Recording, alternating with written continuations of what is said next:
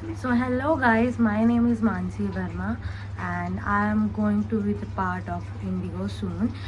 तो मैंने इंटरव्यू दिया था 13 अक्टूबर को। हाँ, 13 अक्टूबर को नोएडा में इंटरव्यू हुआ था, जिसमें मैंने इंटरव्यू दिया। उसके बाद मेरे फर्स्ट राउंड क्लियर हुआ, सेकंड राउंड क्लियर हुआ, थर्ड राउंड के लिए उन्होंने मेरे को साकेत बुलाया था, जो कि 19 अक्टूबर को उन लोगों ने मुझे बुलाया था। तो 19 अक्टूबर को जब मैं वहाँ गई, उन लोगों ने ऑलरेडी 13 अक्टूबर को बता दिया था कि आपको पीएचडी अगर ऑफ़र की जाएगी तो आप लोगे या नहीं लोगे। अगर आप इन हैं तो आप आइएगा 27 को, मतलब होटल 27 में 19 अक्टूबर को। अगर नहीं है आप तो मत आइएगा, क्योंकि उनको भी फर्दर उन लोगों ने कुछ लोग सेलेक्ट कर लिए थे, जिसमें मैं भी थी। तो उसके बाद फिर मैं जब उधर गई तो मैंने उनको बताया कि ऐसे ऐसे मैं उस दिन उधर आई थी। फिर उन्होंने मेरी बात कराई पीएचडी के लिए। फिर उन लोगों ने मुझे ब्रीफ किया कि पीएचडी ऐसे ऐसे आपको 2 मंथ की पीएचडी ऑफ़र की जाएगी और उसकी फ़ीस समथिंग 23,000 रहेगी और वो 44 डेज़ के लिए रहेगी। 2 मंथ पूरे नहीं होते हैं, 44 डेज़ होते हैं। तो करेंटली मैंने पीएचडी के लिए एनरोल किया। उसके बाद अब जाके मेरी क्लासेस शुरू हुई हैं। अभी एक ही क्लासेस हुई है।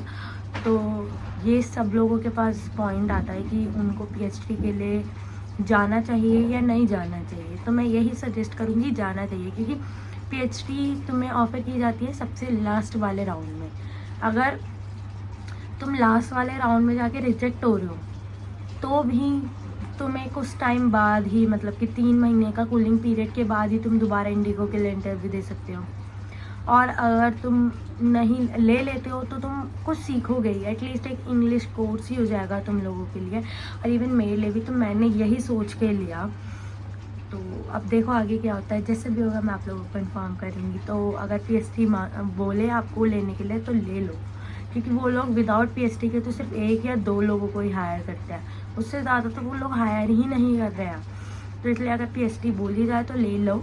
पीएचडी में ऐसा नहीं है कि तुम्हें कुछ नहीं मिलता या तुम रिजेक्ट हो जाओगे, वो तुम पे डिपेंड करता है। उसके फाइनल और मिड रिव्यू और फाइनल रिव्यू 2 रिव्यू होते हैं। उसके बाद तुम्हारा एक इंटरव्यू होता है। इंटरव्यू में अगर तुम सिलेक्ट होते हो तो ही तुम्हारा सिलेक्शन होता है। तो तुम अपने ये मान लो कि तुम्हें वो टाइम पीरियड मिल जाएगा अपने आप को इंटरव्यू के लिए प्रिपेयर करने के लिए, right.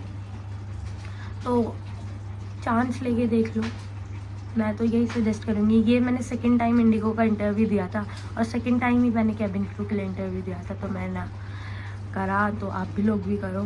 Thank you for watching this vlog and please do subscribe my channel. Thank you so much.